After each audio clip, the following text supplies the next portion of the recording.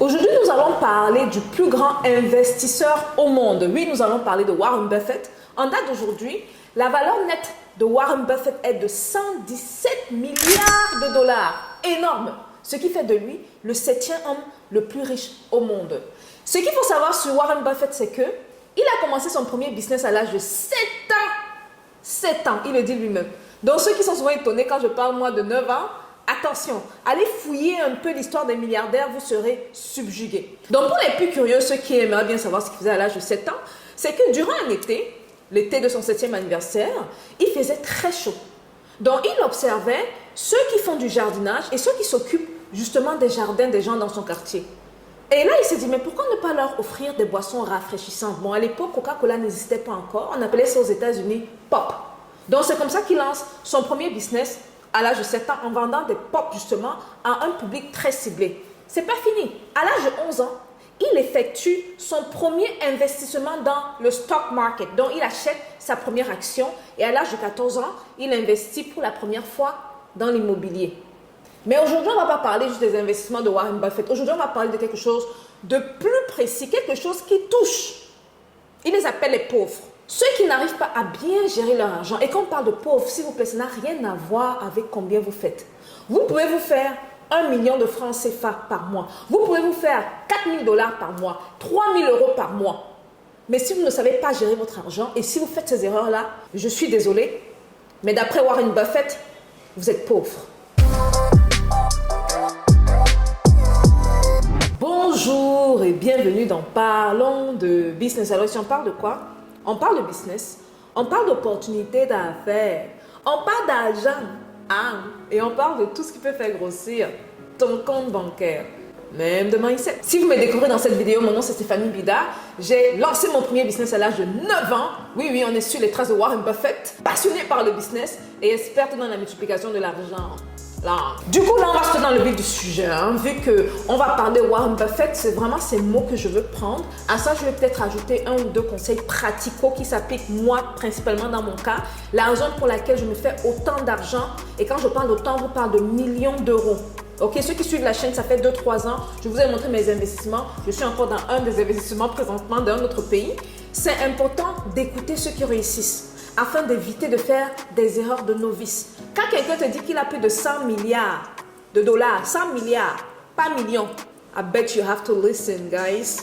Vous devez écouter. Donc, on va parler de 7 choses sur lesquelles les personnes pauvres, peu importe l'argent qu'ils font, ce dans quoi ils mettent leur argent ou ils dépensent leur argent de manière inutile. Warren Buffett appelle ça les attitudes de personnes pauvres. La première chose qu'il mentionne, et ça il l'a mentionné dans plusieurs vidéos, c'est le fait que beaucoup jouent les jeux de hasard. Il dit que le faire une fois en passant, il n'y a pas de problème. Par exemple, une fois par an, une fois tous les 2 ans, il n'y a pas de problème. Mais maintenant, le faire de manière continue, de manière mensuelle ou de manière hebdomadaire, c'est problématique. C'est vous ruiner. Et n'oubliez pas que justement, quand vous jouez ces jeux de hasard-là, vous savez, il y a cet espoir-là. Et chaque être humain a cet espoir. Cette idée comme quoi il va gagner. Maintenant, quand vous allez dans les casinos et les endroits où vous devez jouer de manière répétitive, vous rentrez là-bas avec 100 000 francs CFA. Vous jouez 500 francs, vous dites non, j'étais prêt, j'étais proche. Vous jouez notre 1000 francs, j'étais proche. Et vous dites non, ce n'est que 1500 francs que j'ai dépensé. Quelques heures plus tard, quand on fait le bilan, c'est catastrophique. Vous avez dépensé vos 100 000 francs CFA et vous repartez avec 0. En d'autres termes, la balance de votre compte bancaire est à moins 100 000 francs CFA. Donc Warren Buffett est catégorique dessus. Les jeux de hasard, mettez de côté. La chance, c'est pour les pauvres. Les personnes riches ou les personnes qui se préparent à la richesse ne comptent pas sur la chance. Ils comptent sur leur travail, mais surtout sur leur préparation. On apprend des autres comme Warren Buffett. La deuxième dépense que les pauvres effectuent, et ça je l'ai mentionné plusieurs fois dans le passé, c'est l'achat d'une voiture neuve. La stratégie est pourtant très simple. Et ça, on va vous bang the ears with that. On va le répéter de manière répétitive afin que vous compreniez de ne pas effectuer l'erreur que le 95% effectue. C'est pour ça que le 95% a les résultats du 95%. On n'achète pas de voiture neuve pour une raison très simple. Quand vous achetez la voiture, après 12 mois, la première année, la voiture a perdu de sa valeur et on vous parle entre 20 et 30%. C'est énorme. C'est un profit net d'un business qui peut vous rapporter beaucoup d'argent. dont la valeur de votre voiture déprécie. Après 5 ans, s'il vous plaît, tenez-vous bien. On vous dit que la valeur a chuté d'un minimum de 60%, c'est ridicule. On va prendre un exemple terre à terre. Je pense que ça va aider les gens à se retrouver. Ok? Disons que vous avez acheté une voiture à 10 millions en 2018. 10 millions en 2018. En 2023, votre voiture aujourd'hui vaut autre 4 millions. Parce que n'oubliez pas que ça a chuté d'un minimum de 60%. Peut-être la voiture vaut 3 millions ou 2 millions. Donc le 10 millions initialement que vous aviez investi en 2018 là, c'est un argent qui aurait pu aller quelque part d'autre et faire plus d'argent. Je vais prendre l'exemple simple. Achat de terrain, dont je fais la promotion ici depuis 2020-2021. En 2021, je pense que le focus était sur les achats de terrain. Vous vous rappelez, on allait du côté de la Tanzanie, du Kenya. Je vous amenais partout. Vous montrez Cameroun, l'acquisition de terrain, c'est important. Vous prenez votre 10 millions en 2018, vous mettez dans un terrain bien situé. 2023, 5 ans plus tard, peut-être ce terrain vaut aujourd'hui 20 millions. Peut-être ce terrain vaut aujourd'hui 18 millions. Disons que le terrain vaut aujourd'hui même, on va rester un peu conservateur. Disons que le terrain vaut aujourd'hui 14 millions. Ok? Le terrain que vous avez acheté à 10 millions vaut aujourd'hui 14 millions. La voiture que vous avez achetée à 10 millions aujourd'hui vaut 4 millions. Faites le calcul. 14 millions, 4 millions. Très simple. Donc Warren Buffett est contre ceux qui achètent des voitures neuves. Ce que vous pouvez faire si vous tenez tellement acheter une voiture, achetez une voiture de 2 ans, 2 à 3 ans. Ce sont souvent des voitures qui sont très souvent neuves et des voitures qui ne vont pas vous amener à tout prix au garage. Parce qu'en moyenne, on juge entre 5 et 6 ans le temps qu'une voiture peut faire avant que vous commencez vraiment à aller au garage de manière hebdomadaire ou de manière mensuelle. La troisième dépense que les pauvres font, ce sont les dépenses dans les marques de luxe. Warren Buffett est contre ce genre de dépenses. Ce sont des dépenses qui, vous voyez, au 21e siècle, ceux qui ont été en Chine avec moi ont été en Chine, vous avez vu des choses. Je vous ai amené dans ce qu'on appelle le fake market. Si vous n'avez pas vu la vidéo, allez la voir. Je vais la mettre là. C'est le plus grand marché de contrefaçon au monde. Allez voir la vidéo, on était là-bas ensemble. Et dans cette vidéo, je vous explique les différentes gammes. Dans ces différentes gammes, il y a le haut de gamme. Dans ce haut de gamme, il y a des manufacturiers qui font ce haut de gamme. Maintenant, le manufacturier ne fait pas juste le haut de gamme des grosses marques. Le manufacturier peut également faire le haut de gamme d'autres marques qui sont moins connues. Donc, vous allez par exemple aller acheter. Je suis désolée, le téléphone m'a lâché parce qu'il n'y a plus assez de batterie, mais la vidéo est très importante, super importante. Donc, le son va changer. Je ne peux pas télécharger sur le téléphone, mais il faut que vous ayez ces informations-là. Ok? Donc, on était au troisième point. Les marques de luxe. Okay? Donc, ce qu'il faut garder en tête, c'est que, comme j'expliquais un peu plus tôt, les marques de luxe, vous pouvez avoir des choses très bien faites, mais sans pour autant avoir le logo de ce que vous connaissez. Vous avez pris l'exemple des t-shirts ou des hauts avec un logo d'une marque très connue. Souvent, vous allez vous rendre compte que le manufacturier produit ces t-shirts pour d'autres personnes. Donc, vous allez aller chercher le t-shirt de marque très connue, par exemple, à 300 000. Alors, vous pouvez avoir le même t-shirt à 20 000 ou 30 000. Disons même tout casser 50 000 francs. Donc, du coup, il ne faut pas tomber dans les travers des marques. Parce que vous dites que ce n'est pas parce qu'il n'y a pas de marque que ce n'est pas de qualité. Il faut faire attention à ça. C'est ceux qui ne connaissent pas comment le système fonctionne qui tomberont dans ça. On a été en Chine, je vous ai montré certaines réalités sur place, je vous ai parlé de certaines choses. Vous devez ouvrir les yeux. Ok? Donc, votre argent ne doit pas aller à tout prix dans les marques de luxe. Il faut être plus smart. Il faut faire comme le 5%. Si vous faites comme le 95%, vous aurez les résultats du 95% assurés. Ce n'est pas peut-être assurément. Donc, Warren Buffett dit, les marques de luxe, laissez ça aux pauvres. Maintenant, il ne dit pas que c'est dans 100% des cas. Il va dire que, bon, lui, il a pris l'exemple, il dit que peut-être, la plupart du cas, tu vas voir le gars avec un truc très classe. Il y a le cas de le jeune Mark Zuckerberg avec ses t-shirts gris. Est-ce que vous voyez souvent les marques? Il n'y a pas de marque bien précise, mais je vous promets que ce sont des hauts de qualité. Donc, gardez ça en tête comme troisième, pas quatrième, mais troisième dépense à ne pas effectuer d'après Warren Buffett. Quatrième dépense à ne pas effectuer, c'est d'acheter une maison. Oh my God, cette erreur, c'est un débat qu'on a pratiquement tout le temps. Bon, après Warren Buffett, il dit que c'est une erreur monumentale pour des gens d'acheter une maison. Parce que ça représente très souvent des dépenses. Quand vous achetez une maison, non seulement il y a l'hypothèque, il y a l'entretien de la maison, et il y a tout ce qui tourne autour. Maintenant, il ne dit pas que ce n'est pas bien de ne pas avoir un lieu où vous pouvez sécuriser votre famille. Dans un lieu assez complaisant. Ce qu'il dit, c'est que soyez smart. Si c'est que vous devez acheter, rassurez-vous au moins que cet achat soit une sorte d'investissement, ce qu'on appelle un actif. Beaucoup de personnes qui achètent des maisons ont des passifs. La maison est là, on y vit. La maison ne ramène pas là. J'ai fait une vidéo il y a de cela quelques années, 1 an ou 2 ans, je vous disais, comme source de revenus, pour ceux qui ont des maisons, des appartements, vous pouvez Airbnb une chambre dans la maison ou si vous avez une grande maison, des appartements. Votre maison doit vous ramener de l'argent. Et en parlant de Airbnb, je rappelle ici aux gens que pour ceux qui sont de passage de la Côte d'Ivoire, on a des appartements luxueux africains à votre disposition à des prix abordables. Et je pense que cette vidéo tombe à point parce que ce sont des appartements qui sont mes appartements à moi. Quand je suis dans les pays en question, comme ce pays-ci, un nouveau pays où je suis présentement, je reste dans l'appart. Vous voyez qu'il y a des constructions en train de finir, les constructions d'appartements. Quand je ne suis pas là, ça n'est pas une source de dépenses. Il y a l'argent qui rentre. Ça devient des meublés.